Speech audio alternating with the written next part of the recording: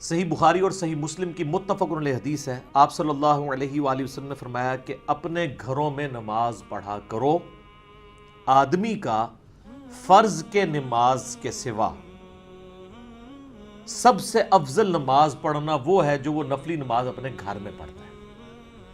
یعنی آپ نے کلیریفائی کر دیا کہ یہ میں فرض نماز کے بارے میں بات نہیں کر رہا، وہ بھی کیٹاسٹرافک کنڈیشن میں گھر میں پڑھی جا سکتی ہے۔ نفلی نماز بخاری مسلم کے الفاظ ہیں، نماز مسجد میں پڑھنے سے افضل نفلی نماز گھر میں نماز پڑھنا ہے۔ پھر بخاری اور مسلم دونوں میں ایک اور حدیث ہے کہ نبی علیہ السلام نے فرمایا کہ اپنی فرض نماز کے بعد نفلی نماز کا کچھ نہ کچھ حصہ اپنے گھروں میں پڑھا کرو، اپنے گھروں کو قبرستان مت بناؤ۔ پھر صحیح مسلم میں ایک حدیث ہے، آپ علیہ السلام نے فرمایا کہ اپنے گھر میں جب کوئی بندہ نفلی نماز ادا کرتا ہے تو اللہ تعالیٰ اس کی برکت سے اس کے گھر میں خیر و برکت نازل فرماتا ہے۔ تو اپنے فرض کے سوا نفلی نمازوں کو گھروں میں ادا کرو۔ یعنی یہ مسلسل بخاری مسلم کی احادیث اس چیز کی ترغیب دلا رہے ہیں کہ نفلی نماز تو گھر میں ویسے ہی گھر میں پڑھنی چاہیے۔ حتیٰ کہ جو 12 سنت موقدہ والی حدیث ہے بخاری میں بھی اور مسلم میں ڈیٹیل کے ساتھ سیدہ عائشہ سے، اس میں بھی یہ ہے کہ نبی علیہ السلام، اما عائشہ کہتی ہیں میرے حجرے میں پہلے 4 رکعتیں ادا کرتے، یعنی سنت موقدہ۔ حدیث میں تو نفل کے الفاظ ہیں، سنت موقدہ تو ہم نے فقہ کی ٹرم ہے۔ پھر فرض کے بعد آ کے میرے حجرے میں 2 رکعتیں ادا کرتے، اس کے بعد مغرب کی نماز پڑھتے تو میرے حجرے میں آ کے 2 رکعتیں ادا کرتے ہیں، پھر عشاء کی نماز پڑھتے تو میرے حجرے میں آ کے 2 سنت موقدہ جو ہم کہتے ہیں وہ ادا کرتے، اور پھر فجر کی جب اذان ہوتی تو نماز پڑھانے کے لیے جانے سے پہلے میرے حجرے میں 2 رکعتیں ادا کرتے اور پھر جاتے۔ یعنی نبی علیہ السلام کی تو مبارک عادت تھی کہ آپ جو نفلی نماز ہے وہ گھر میں ہی پڑھا کرتے تھے، جسے آپ سنت موقدہ کہہ لیں، غیر موقدہ کہہ لیں،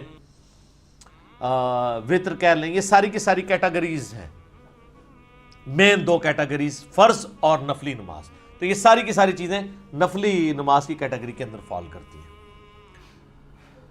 اب جہاں تک تراویح کا ایشو ہے، بخاری و مسلم دونوں میں حدیث ہے سیدنا زید بن ثابت رضی اللہ تعالیٰ عنہ سے، وہ کہتے ہیں نبی علیہ السلام کے لیے مسجد نبوی میں حجرہ لگایا گیا، آپ نے ہمیں قیام اللیل رمضان کا کروایا، 2 یا 3 راتوں تک کروایا، اور پھر آپ علیہ السلام اپنے حجرے سے باہر نہیں نکلے، لوگ باہر سے کھانستے رہے نبی علیہ السلام کو متوجہ کرنے کے لیے کہ ہم اتنے لوگ مسجد میں آئے ہوئے ہیں، اور وہ کہتے ہیں کہ صحابہ کا رش بڑھ گیا مسجد میں، ظاہر ہے مزہ آ رہا تھا، اللہ کے نبی قرآن پڑھ رہے تھے، تو نبی علیہ السلام فجر کے وقت پھر باہر نکلے، اور آپ فرمایا کہ مجھے تمہارے موجودگی کا پتہ تھا لیکن میں جان بوجھ کے باہر نہیں نکلا، کیونکہ مجھے یہ خدشہ ہوا کہ کہیں یہ اللہ تعالیٰ کو نماز اتنی پسند نہ آئے کہ وہ تم پہ فرض ہی کر دے اور تم پھر اس کا خیال ہی نہ رکھ سکو، تو امت پہ شفقت یہی ہے کہ یہ فرض نہ ہو۔ اور پھر ایک طریق کے اندر بخاری کے الفاظ ہیں، آپ علیہ السلام سخت ناراض ہوئے اسی حدیث میں، اور آپ نے فرمایا کہ جاؤ اپنے گھروں میں جا کے نماز پڑھو، اور وہ جو میں نے پہلی حدیث بیان کی تھی نا وہ اسی حدیث کا حصہ ہے۔ آپ علیہ السلام فرمایا کہ مرد کا فرض کے سوا باقی جو نفلی نمازیں، سب سے افضل نماز وہ ہے جو اپنے گھر میں پڑھتا ہے، میری اس مسجد میں نماز پڑھنے سے بھی بہتر نماز ہے۔ یعنی اللہ کے نبی کے پیچھے کوئی فرض نماز کے سوا نفلی نماز پڑھے اور مسجد نبوی میں بھی پڑھ رہا ہو، تب بھی ان دونوں سے بہتر ہے گھر میں وہ نفلی نماز پڑھے۔ تو تراویح کی نماز نفلی نماز ہے، سنت موقدہ کہہ لیں یا جو بھی اس کو ساتھ کہنا ہے تو نفلی نماز ہے، تو باقی چیزیں تو پھر بالکل چھوٹی رہ جاتی ہیں۔ اگر اللہ کے نبی کے پیچھے پڑھنے سے، مسجد نبی میں پڑھنے سے بہتر ایک مرد کے لیے گھر میں نفلی نماز پڑھنا ہے، اور یہ قیام رمضان کی بات ہو رہی ہے تراویح کی، تو نبی علیہ السلام نے یہ ترغیب دلائی کہ قیام رمضان گھر میں کیا جائے، اس چیز کی آپ علیہ السلام نے ترغیب دلائی، اور یہی وجہ ہے کہ آپ کو پتہ ہے شیعہ کا اس میں پھر بڑا ایکسٹریم موقف ہے، وہ تو اسے بدعت سمجھتے ہیں، اور دوسری طرف سنیوں نے ایک ایکسٹریم رویہ اختیار کیا ہے کہ پبلک کو یہ کہانی کرا دی کہ جو تراویح نہیں پڑھتا اس کا روزہ ہی نہیں ہوتا۔ اب جب ہم کہتے ہیں کہ یہ کہاں لکھا ہوا ہے تو کہتے ہیں ہم نے تو کبھی کہا نہیں ہے، تو یہ کون کہانی کروا گیا؟ صدیوں سے کہہ رہے تھے کہ جی وہ بغلوں میں بت رکھ کے آتے تھے، ابھی بھی کروڑوں عوام ان کی یہی کہتی ہے، لاکھوں نہیں کروڑوں، تو رفع دین ہوتا تھا۔ ہم کہتے ہیں کہاں لکھا ہے، کہتے ہیں جی ہم پتہ نہیں، یعنی وہ اسی طریقے سے جیسے وہ کہتے ہیں نا یہ ہمارا جوڈیشری کا بیان نہیں ہے، یہ ویسے ہم نے ایک بیان دیا ہے، مزہ بھی لوٹ رہے ہیں ان بیانات کا، پبلک کو کہانی کروائی ہوئی ہے، اور دوسری طرف جب ہم اس کو لے کے آتے ہیں علمی عدالت کے اندر تو مکر جاتے ہیں۔ یہاں پہ بھی انہوں نے یہی کیا ہوا۔ تو افضل یہ ہے کہ گھر میں پڑھیں. حتیٰ کہ صحیح مسلم میں حدیث ہے, حضرت ابو ہریرہ کیٹیگوریکلی کہتے ہیں کہ نبی علیہ السلام اپنی پوری زندگی قیام رمضان کی صرف ترغیب دلاتے رہے اور یہ کہتے رہے کہ جو شخص ایمان اور احتساب کے ساتھ, یعنی ثواب کی نیت کے ساتھ, اللہ کی خوشنودی کی خاطر قیام رمضان کرے گا, اللہ تعالیٰ اس کی پچھلے ساری خطائیں معاف کر دے گا.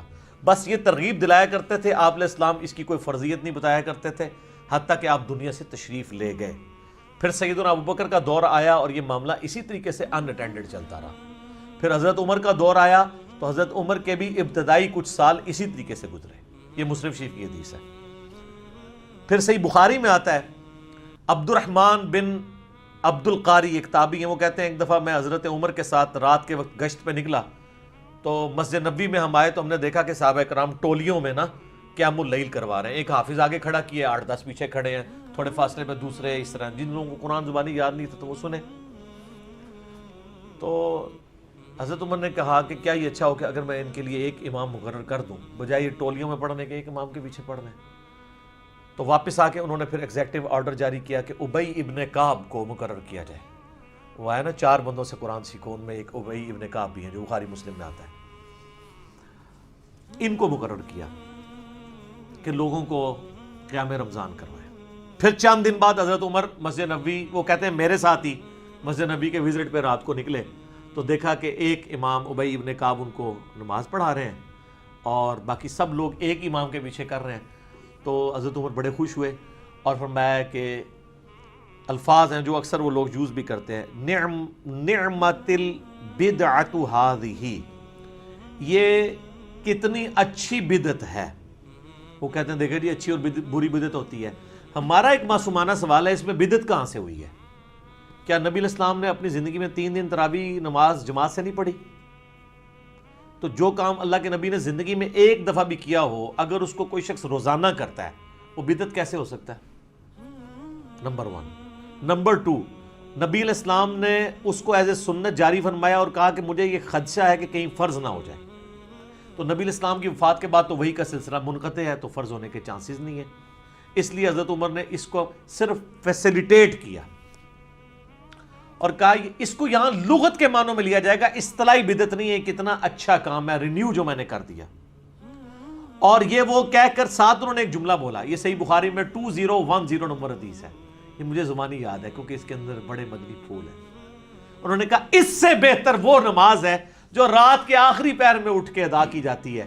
بس یہ کہ وہاں سے چلے گئے, یعنی مراد یہ کہ وہ حضرت عمر وہ والی نماز پڑھتے تھے اور یہ جسٹ فیسیلیٹیٹ کیا. حضرت عمر بھی اس کو افضل نہیں سمجھتے تھے, لوگوں کو اکوموڈیٹ کیا.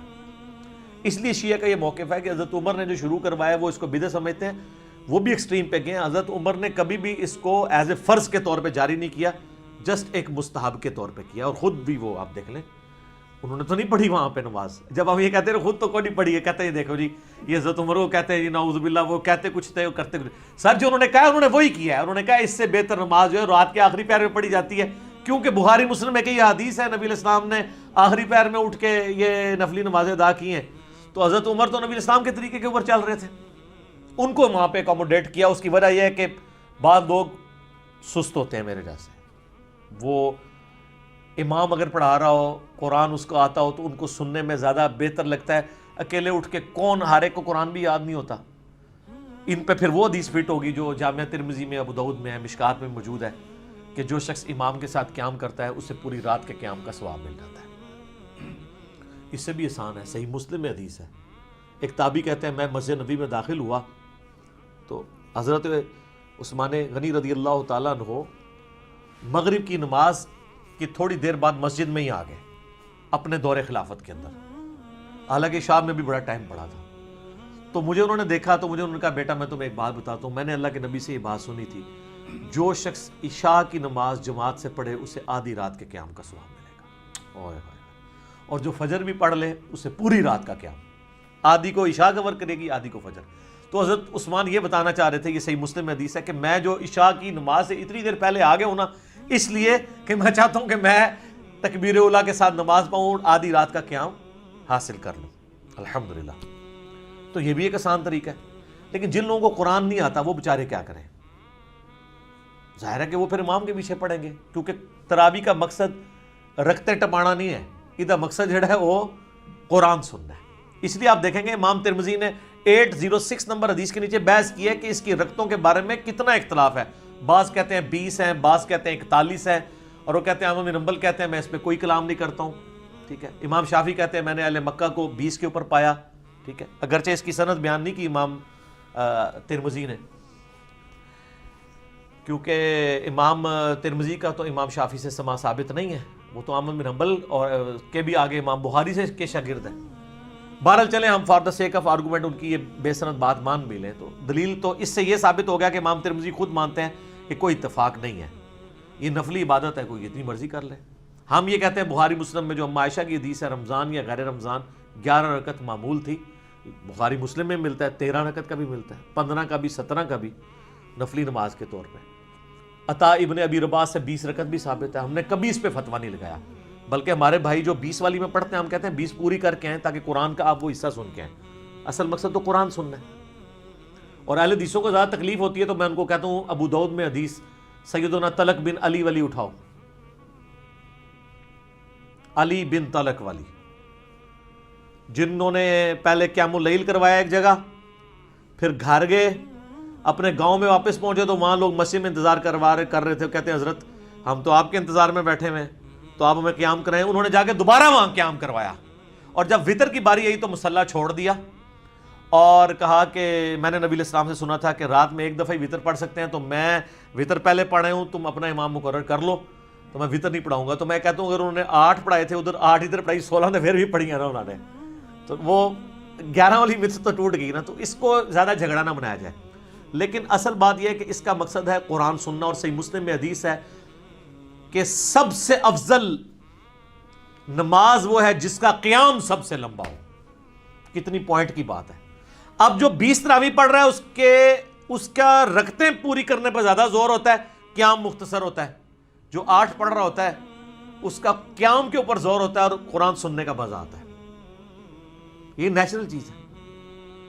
اور صحیح مسلم کی حدیث سپورٹیو ہے کہ سب سے افضل نماز وہ ہے جس کا قیام لمبا ہو، تو قیام میں قرآن سننا ہوتا ہے۔ تو میں ریکویسٹ کروں گا کہ اگر یہ ایشو چل رہا ہے اس حوالے سے تو یہ بڑا نادر موقع ہے کہ آپ گھر والوں کو سحری سے 1-1.5 گھنٹہ پہلے اٹھائیں اور آخری پہر میں پڑھیں، اگر نہیں پڑھ سکتے تو عشاء کے ساتھ ہی قیام اللیل گھر میں کروائیں۔ کئی حفاظ ہیں جو اس دفعہ قیام اللیل نہیں کروا سکیں گے اگر یہ صورتحال ہوئی۔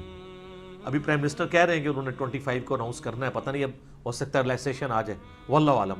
ہم ورسٹ کنڈیشن کو ڈسکس کر لیتے ہیں، تو ٹھیک ہے حفاظ اپنے گھر میں قیام اللیل کروائیں، اور جو لوگ حافظ نہیں ہیں وہ مصحف سر قرآن ہاتھ میں پکڑ کے قیام اللیل کروائیں، اس میں کوئی حرج نہیں ہے، آپ کروا سکتے ہیں۔ صحابہ اور تابعین کا عمل ہے، اس کے اوپر میرا آلریڈی ایک کلپ بھی ریکارڈڈ موجود ہے۔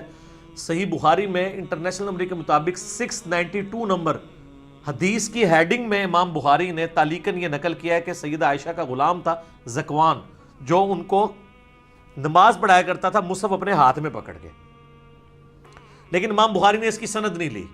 اس کی پوری سند جو ہے وہ سنن کبریٰ البیہقی میں اور المصنف عبد الرزاق میں موجود ہے۔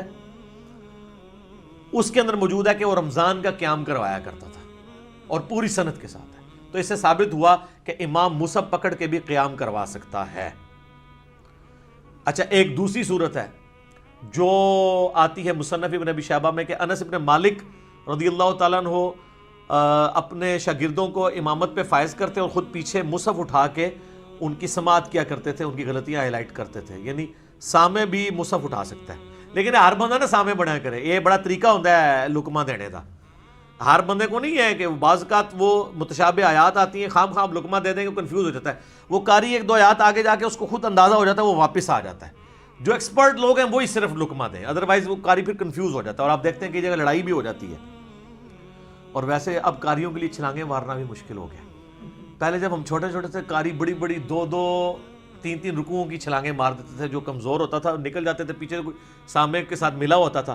اب ہر بندے نے وہ ٹچ سکرین موبائل اٹھایا ہوتا ہے، تو میرے نزدیک وہ بھی جائز ہے، ظاہر ہے مصحف کے ایکویلنٹ ہے، بلکہ اس سے بہتر ہے۔ مصحف کے لیے تو وہ مصنف ابن ابی شیبہ میں آتا ہے کہ وہ تابعین نے آگے پھٹے اور ڈیسک رکھے ہوتے تھے، جب سجدے میں جانے رکھتے تھے اس کے اوپر وہ رکھتے تھے تاکہ اس کو زمین میں نہ رکھیں، اس کا ادب ہے نا۔ تو موبائل کے لیے تو مسئلہ ہی نہیں ہے، وہ آپ اسی طریقے سے اس کو جیب میں ڈال لیں گے، لیکن ایئر فلائٹ موڈ یہ نہ تسی اپنے میسیج بھی چیک کرتے رہو، یہ کام نہیں ہونا چاہیے، ایئر فلائٹ موڈ میں رکھیں، اور اس میں آپ، اور بہتر ہے کہ آپ ترجمہ بھی ساتھ پیرلل میں کھول لیں تاکہ آپ پیرلل میں اپنا ترجمہ بھی کور کریں، آپ کا پورے کا پورا قرآن کور ہو جائے گا۔ کتنی بڑی یہ نعمت ہے، اور اس میں فرض نماز یا نفلی نماز کی کوئی تخصیص نہیں ہے، اپنی اصل میں یہ چیز ثابت ہو گئی ہے، کیونکہ صحیح مسلم میں آتا ہے کہ نبی صلی اللہ علیہ وآلہ وسلم، صحابہ کرام کہتے ہیں کہ ہمیں نماز پڑھایا کرتے تھے، اور جب اللہ تعالیٰ کی رحمت کی آیات آتی تو وہ قرآن کی قرات روک کے اللہ سے دعائیں کیا کرتے تھے، رحمت کی، جنت کا سوال کرتے تھے، یہ فرض نماز کے لیے صحیح مسلم میں۔ اور جب جو ہے وہ عذاب کی آیات آتی تو آپ ادھر ہی قرات روک کے اللہ تعالیٰ سے عذاب جہنم کے اگینسٹ پناہ مانگا کرتے تھے۔ تو اس میں فرض و نفل کی کوئی تخصیص نہیں، یہ اپنی اصل میں چیز ثابت ہے کہ آپ اس طریقے سے دیکھیں کتنی کنسنٹریشن ہے، آپ کو تراویح پڑھنا آسان ہو جائے گا۔ ادروائز آپ کو تو کوئی انٹرسٹ نہیں ہے سوائے طرز کے، بس ٹون کے ساتھ لوگ چل رہے ہوتے ہیں، اور بعض تو اس میں ہوتے ہیں کہ بس یا لمون تا لمون سمجھ آئے 20 منٹ میں 20 تراویحیں ختم ہو جائیں، حالانکہ اس کا مقصد تو قرآن سننا ہے۔ میرے خیال میں ایٹ لیسٹ تراویحوں میں 2 گھنٹہ چاہیے ہوتا ہے، اگر آپ نے مصحف کا اتنا حصہ پڑھنا ہے کہ آپ ایک رمضان میں پورا قرآن مکمل کریں۔ اور آپ دیکھ لیں اہل حدیث کتنے آرام سے پڑھتے ہیں، عموماً پونے 2 گھنٹے ان کے لگتے ہیں 8 تراویح میں، تو حنفی تو 2 دفعہ 20 پڑھ کے چلے جائیں تو اتنے وقت میں جا سکتے ہیں، ٹھیک ہے، تو وہ مقصد نہیں ہے نا۔ تو اہل حدیث کے ہاں آپ کو پتہ قرات کا بھی شوق بھی ہے، پھر پڑھتے بھی سکون کے ساتھ ہیں، کچھ چھلانگیں بھی نہیں ہوتی ہیں، اور ہر دوسرے بندے نے موبائل اور مصحف، آپ حرمین میں بھی دیکھ لیں لوگوں نے مصحف اٹھائے ہوتے ہیں، وہ کاری غلطی کر نہیں سکتا، فوراً پکڑا جائے گا، ڈنڈی مار ہی نہیں سکتا۔ تو یہ ایک بہت بڑی نعمت ہے، اس کو یوٹیلائز کریں۔ میں تو کہتا ہوں یہ موقع آیا ہے کہ اپنے گھر میں آپ قیام اللیل کروائیں، ڈیسک رکھیں سامنے، مصحف ہاتھ میں اٹھائیں یا موبائل میں آپ یہ قیام اللیل کروانا شروع کریں، اور پیچھے والے جو ہیں وہ بھی بے شک لے کے کھڑے ہو جائیں، ساتھ ترجمے والا قرآن ہو تو زیادہ بہتر ہے، تاکہ آپ کو پتہ چلے کہ کیا پڑھا جا رہا ہے، آپ بڑا انجوائے کریں گے اس کو۔ تو میں تو کہتا ہوں اس موقع کو غنیمت جانیں، اور اس کی اصل کو سپورٹیو حدیث بھی ہے، بخاری مسلم دونوں میں حدیث ہے کہ نبی علیہ السلام اپنی نواسی امامہ بنت ابی العاص کو اپنی گود میں اٹھا کے، صحابہ کرام کہتے ہیں میں فرض نماز کی امامت کروایا کرتے تھے، جب آپ رکوع اور سجدے میں جانے لگتے تو اس بچی کو سائڈ پہ بٹھا دیتے، جب آپ قیام میں آتے دوبارہ اٹھا کے گود میں اٹھا لیتے۔ اور سنن نسائی میں اور مسند احمد میں تو سیدنا حسن حسین کے بارے میں کہ نبی علیہ السلام ان کو اٹھاتے تھے، کندھے پہ سوار ہوتے تھے، نماز پڑھ رہے ہوتے تھے، جب آپ رکوع میں جانے لگتے اٹھا کے سائڈ پہ رکھتے، جب سجدے میں جاتے وہ پھر چڑھ جاتے اوپر، پھر آپ علیہ السلام سجدہ لمبا کر دیتے، اور جب آپ 2 سجدوں کے درمیان بیٹھتے اٹھنے لگتے تو یوں پکڑ کے سائڈ پہ کرواتے۔ بعد میں صحابہ کرام نے کہا یا رسول اللہ گھر چھوڑ آتے ہیں، تو آپ کہتے نہیں ٹھیک ہے۔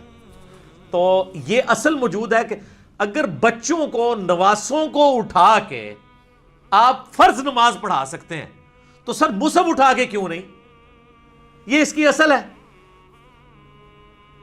یہ اس لیے کہ یہ احادیث کے اندر ہے۔ تو انہوں نے فقہ حنفی میں در مختار میں لکھا ہے کہ آپ کتا اٹھا کے، اگر سر لکھا ہوا ہے، برا نہ منائیو، کتا اٹھا کے، وہ کہتے ہیں اگر آپ نماز پڑھیں تو آپ کی نماز درست ہے، لیکن اگر آپ بچے کو اٹھا کے نماز پڑھیں تو نماز درست نہیں ہے، کیونکہ وہ حدیث میں ہے اور ہم نے ہر کام حدیث کے الٹ کرنا ہے۔ لیکن انہوں نے لکھا ہے اس میں ایک وہ لکھا ہوتا ہے نا فائدہ، فے ڈال کے، ٹھیک ہے، بعض لوگ وہ لکھتے ہیں نا، ایک مدنی پھول بھی ساتھ انہوں نے لکھا ہے کہ بہتر یہ کہ جب آپ کتا اٹھا کے نماز پڑھنے لگے تو اس کا منہ باندھ دے، کیونکہ کتے کی تھوک ناپاک ہوتی ہے، کہیں وہ زبان ہی نہ مار دے آپ کو۔ اتنی کڑی ضرورت ہے کہ کتا چک کے نماز پڑھنی ہے، سائڈ سے مارو کتا، بھائی کتے کو باندھ دیں، وہ ٹاؤں ٹاؤں بھی کرتا رہے، انہوں نے کڑی تکلیف ہے، مسئلہ ہوتا ہے بچے کا۔ اور جناب بخاری مسلم میں حدیث ہے، نبی علیہ السلام فرماتے ہیں کہ بعض اوقات میرا دل کر رہا ہوتا ہے میں لمبی قرات کروں، لیکن میں کسی بچے کے رونے کی آواز سنتا ہوں تو میں اپنی قرات مختصر کر دیتا ہوں کہ اس کی ماں کے دل پہ کیا گزر رہی ہوگی۔ یہ بخاری مسلم دونوں میں حدیث ہے۔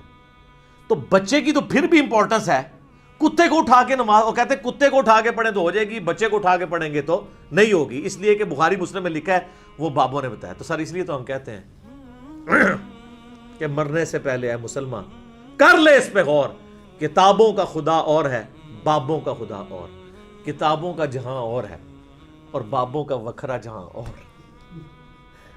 ٹھیک ہے، اس کا ایک اپنا وکھرا جہاں ہوتا ہے، اس کا اپنا ہی ایک جہاں ہوتا ہے، یہ وہ ہے جہاں جناب۔ تو یہ موقع کو غنیمت جانیں، اور میں یہ تو کہوں گا یہ قیام اللیل بہت بڑا موقع ہے اس وقت کہ آپ گھروں میں قیام اللیل کروائیں۔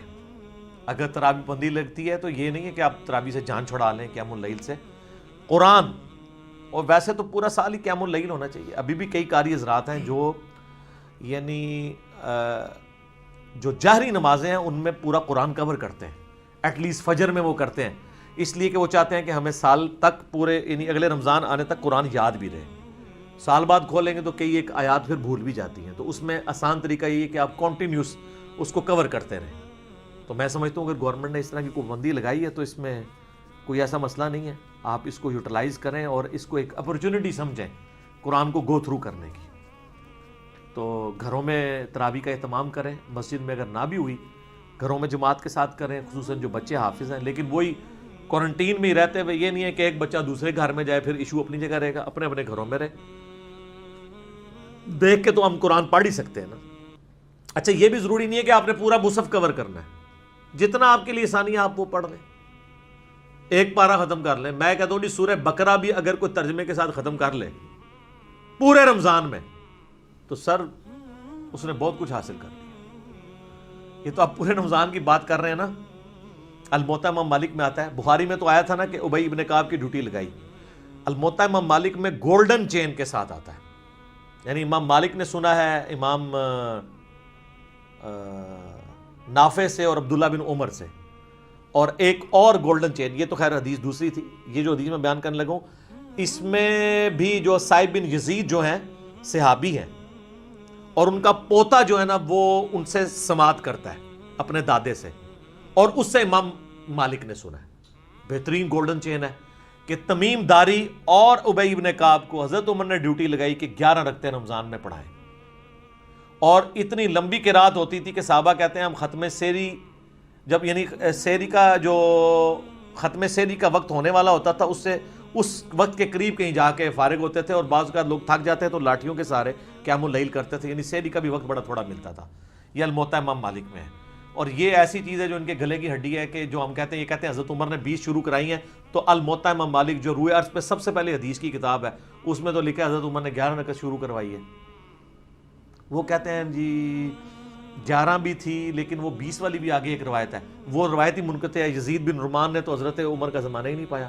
پھر بھی ہم کہتے ہیں آپ نے کرنا چاہتے ہیں آپ ضرور کریں, لیکن ایک غریب تو بدتمیز نہ بنو, پلے شاید کوئی نہیں ہے. بخاری کہہ رہی ہے ابی ابن کعب کی ڈیوٹی ہے الموطا امام مالک میں. امام مالک نے ترتیب سے حدیث لی ہے, پہلے تو وہ بخاری والی حدیث ہی ہے لیکن امام بخاری سے پہلے لی انہوں نے حدیث, کیونکہ کتاب پہلے لکھی گئی کہ ابی ابن کعب کی ڈیوٹی لگی, وہی عبد الرحمن بن عبد القاری والی حدیث جو حضرت عمر ڈیوٹی لگا کے تو چلے گئے وہاں سے.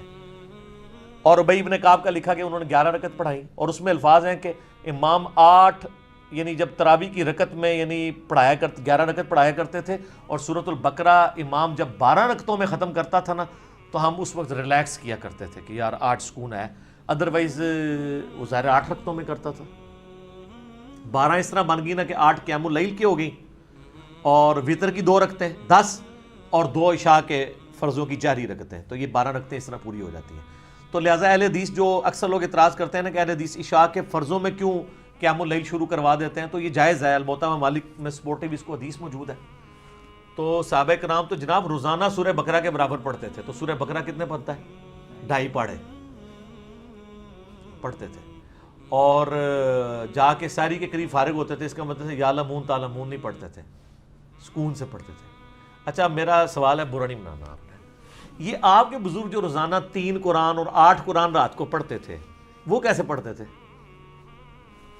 صحابہ کرام تو نہیں پڑھ سکتے تھے. صحیح مسلم میں حدیث ہے, نبی علیہ السلام فرمایا تم میں سے کس کی استطاعت ہے کہ 1/3 قرآن روزانہ رات میں پڑھے؟ صحابہ نے کہا کہ یا رسول اللہ اتنی استطاعت کس میں ہو سکتی ہے؟ جن کا وکھرا جہاں ہو وہی کر سکتے ہیں. تو حضور نے فرمایا کہ سورہ اخلاص پڑھ لو 1/3 قرآن کے برابر ہے. اگر یہ اپنے بابوں کے لیے کہنا کہ 24 ٹائمز وہ سورہ اخلاص پڑھتے تھے, اس سے مراد 8 قرآن تو ہم مان لیں گے. بلکہ ترمذی میں تو حدیث ہے جس نے 3 دن سے کم میں قرآن پڑھا اس نے قرآن کے فہم کا حق ہی نہیں ادا کیا. اور یہ ان کو کہا جا رہا ہے جن کو عربی آتی تھی. جنہوں عربی آندھی ہی نہیں ہے وہ اگر روزانہ 61 قرآن 3 قرآن 8 قرآن, وہ کہتے ہیں جی امام حنیفہ 61 قرآن پڑھتے تھے. 61 کس طرح؟ وہ کہتے ہیں جناب ایک قرآن جو ہے نا دن میں پڑھتے تھے اور ایک رات میں. کتنے ہو گئے؟ 60 30 روزے میں. اور ایک تراویح بھی پڑھتے تھے, 61 ہو گئے. اور یہ عمومی عمل تھا ان کا, کیونکہ 29 بھی روزے ہوتے تھے. جب 29 ہوتے ہوں گے تو پھر 2 قرآن کام ہو جاتے ہوں گے نا، 59. ویسے کہانی ہے لیکن اس کو ڈسکس کرنے میں تو مسئلہ نہیں ہے. جو مرضی کہانیاں کراتے رہیں جی، آپ جو مرضی لوگوں کو بتائیں. بہرحال یہ تراویح قیام اللیل گھر میں کروا سکتے ہیں، اور بلکہ یہ افضل ہے کہ گھر میں کیا جائے. اب کچھ تلک باتیں سے ریلیٹڈ ہیں، میں وہ اشارتاً کر دیتا ہوں کہ یہ اگر یہ افضل تھی اور یہ کتابوں میں لکھی ہوئی تھی تو یہ آپ کو کیوں نہیں بتائی گئی؟ اس لیے کہ یہاں پر پوری اکانومی اس سسٹم کے اوپر چل رہی ہے. کیونکہ اگر مسجد میں قیام اللیل کروانا ہے تو اس کے لیے آپ کو حفاظ چاہیے، حفاظ پروڈیوس کرنے کے لیے آپ کو مدرسے چاہیے، اور ظاہر ہے جب مدرسے بنیں گے تو مدرسے جو وہ کسی انکم کے اوپر ہی چلیں گے نا، تو ایک چندہ بک بھی چاہیے. اور پھر حال یہ ہوگا الٹیمیٹلی کہ وہ چندوں کے نام پہ حافظ تو شاید 10 نکل رہے ہوں، لیکن 10,000 حفاظ کے برابر چندہ. یہ پورے کا پورا روٹی روزی کا نظام جو ہے نا وہ اسی سسٹم سے تحت چل رہا ہے. اور اگر یہ سمجھتا ہے میں جھوٹ بول رہا ہوں تو ان کو کہیں کہ حافظ قرآن کی کوئی ایک فضیلت مجھے قرآن و حدیث سے بتائیں جو چھڑے حافظ کی فضیلت ہو، جس کو قرآن کا حلال اور حرام ہونا نہ پتا ہو. جتنی حافظ قرآن کے فضائل ہیں وہ تو اس کے حلال کو حلال اور حرام کو حرام جاننے والی ہے. ابو داؤد میں حدیث ہے، مسند احمد کے اندر حدیثیں ہیں، المستدرک الحاکم میں کئی حدیثیں موجود ہیں. تو آپ تو طوطے بنا کے نکال رہے ہیں، ان کو تو پتہ ہی نہیں قرآن میں لکھا کیا ہوا ہے. یہ تو وہ لوگ ہیں کہ یہ عذاب کی آیات پڑھیں تو عوام کہتی ہے سبحان اللہ، اور وہ خود بھی جب ادھر آ کے عوام میں بیٹھے ہوتے ہیں وہ بھی سبحان اللہ کہہ رہے ہوتے ہیں. وَلِعَوْذُ بِاللَّهِ تعالیٰ تو نہیں پڑھیں گے، اللہم اجرنا من النار تو نہیں پڑھیں گے، ان کو پتہ ہی نہیں ہے. بلکہ مجھے اگلے دن وہ جو زائد بھائی ہیں نا اسلام 360 والے، انہوں نے مجھے فون پہ کہا کہ اس طرح ہمارے ایک قریبی دوست ہیں، تو انہوں نے باقاعدہ علماء کرام سے میٹنگ کی. کہتے ہیں وہ آپ کے لیکچرز کی وجہ سے انورٹڈ قوما میں گمراہ ہوئے اور کراچی کے اندر. تو کافی علماء کے پاس وہ گئے، انہوں نے کہا کہ جی میری ریکویسٹ ہے، میں آپ کو فائنانس تو کرتا ہوں، وہ کئی مدرسوں کو سپورٹ کرتے ہیں فائنینشلی، تو مہربانی کریں آپ نا صرف یہ چیز ایڈ کر لیں کہ حافظ قرآن کو اس وقت تک حفظ کی ڈگری نہیں دی جائے گی جب تک کہ وہ ترجمہ نہ ایک دفعہ کور کر لیں. ایڈی سادی گال ہے سرکار، کوئی بھی عالم تیار نہیں ہوا اس کے لیے. اچھا کرتے ہیں دیکھ لیتے ہیں. میں نے کہا یار میں مان نہیں سکتا وہ یہ بھی کہیں، وہ تو سیدھے ہو جائیں گے آپ کے ساتھ. کہتے نہیں کچھ سیدھے بھی ہوئے ہیں، انہوں نے کہا یہ کام نہیں کرنا، یہ غلط ہے. تو میں نے کہا وہ جو دوسرے بھی کہہ رہے تھے نا وہ شرم و شرمی کہہ رہے ہیں، اندر سے وہ بھی گالیاں نکال رہے تھے. وہ تو نہیں اس چیز کو حرام سمجھتے کیونکہ ان کو پتا ہے کہ ترجمہ آ گیا تو پھر تو یہ ہمارے گاٹے فٹ ہو جائیں گے. تو ایسے حافظوں کے اوپر اگر امیدیں لگائیں گے نا ان کے ماں باپ نے کہ جی وہ ابو داؤد اور حاکم کی روایت ہے کہ ان کے ماں باپ کو ایک ایسا تاج بنایا جائے گا جو سورج کی روشنی بھی ماند پڑ جائے گی، تو اس میں آگے الفاظ ہیں کہ جس نے قرآن کے حلال کو حلال اور حرام کو حرام جانا اور اس کے مطابق عمل کیا وہ صاحب قرآن بھی ہوا، اس کے لیے فضیلت ہے. وہ کہتا ہے جی لے جائے گا جی 7 بندیاں کتے لے جائے گا 7 بھی. سب تو پہلے تو اپنے استاد نو لے کے جائے گا نا جنہیں بغیر ترجمے اور تفسیر دے انہوں قرآن پڑھایا سی، جتنے بھی لے کے جانا سی. تو انہوں پتا ہے جو اس تو بغیر ہوئے گا تو کتنے جا رہا ہوئے گا. اس لیے آپ دیکھتے ہیں کہ حافظ جتنے بن کے نکلتے ہیں نا، یقین کریں ان کے جب آپ دنیا میں کرتوت دیکھتے ہیں تو شیطان بھی پناہ مانگتا ہے. عام بندہ اڈا بڑا شیطان نہیں بنتا جتنا حافظ بنتا ہے. یہ آپ نے اکثر سنا ہے. بلکہ کئی جو گنڈے ڈان ہوتے ہیں نا ان کے ساتھ باقاعدہ بولے جاتے ہیں یار وہ حافظ بھی ہے، اور تاکہ دوسرے ڈان چھوٹے موٹے ڈر جان کے اچھا یار حافظ بھی ہے. اس کی وجہ ایک نیچرل وجہ یہ ہے کہ شیطان ان پہ زیادہ اٹیک کرتا ہے نا، اس میں چانس ہوتے ہیں کہ وہ کبھی ترجمے سے کھول کے پڑھ ہی لے. بل میں نے اپنی زندگی میں یعنی اگر انسانوں میں شیاطین دیکھے ہیں نا، عام لوگ اور جو حافظ بگڑے ہوئے ہیں، سر توبہ توبہ توبہ کرو. آپ دیکھ لیں مولویوں کے بچے جب بگڑتے ہیں نا سر، بدماشوں کے بچے اس لیول پہ نہیں جاتے ہیں جس لیول پہ وہ جاتے ہیں. وہ جناب اگلی پچھلی ساری کسریں کٹ دینے، کیونکہ حافظوں کا تو کئی معاملات میں بڑی چھوٹی عمر میں مدرسوں میں ایکسپوئر ہو جاتا ہے. یعنی میں کوڈ ورڈ میں بات کر رہا ہوں، پھر یہ برا مانتے ہیں. تو اس لیے وہ تو بڑی ایک مشکل لائف سے گزرے ہوتے ہیں. پھر اللہ معافی دے جب باہر نکلتے ہیں تو وہ پھر سارے اگلے پچھلے بدلے نکالتے ہیں. تو جی مختصر یہ ہے کہ جناب اس موقع کو غنیمت جانے، اس دفعہ تراویاں پڑھو، اور من امید ہے کہ اس دفعہ تم سمجھ کے پڑھو گے تو اہل یہ تراویاں تھوڑی قبول ہوں گی انشاءاللہ تعالی. انشاءاللہ ٹھیک ہوگا جی.